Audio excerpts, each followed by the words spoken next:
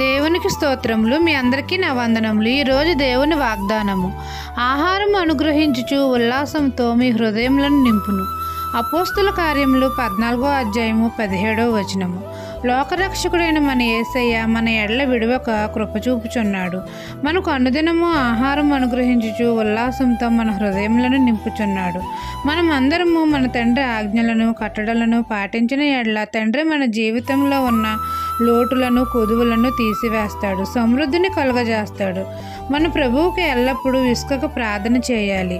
అప్పుడు తండ్రి మనకు అనేకమైన మేలులు చేసి మన హృదయములను తృప్తిపరుస్తాడు. మెలకుగా ఉండి ప్రార్థన చేయాలి. మనకు మన కుటుంబాలకు ఏ లోటు రానివ్వకుండా ఆకలైన వేళలో మనకు ఆహారం అనుగ్రహిస్తాడు. మనకు ఆరోగ్యమును బలమును దయచేస్తాడు. మన అందరికీ అనుదినము ఆహారం అనుగ్రహించి ఉల్లాసంతో మన హృదయములను నింపుతాడు. మన అందరికీ సంతోషాన్ని ఆనందాన్ని కలుగజేస్తాడు, దీవెనలు ఇస్తాడు.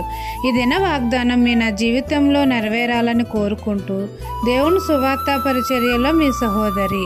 ఆమెన్.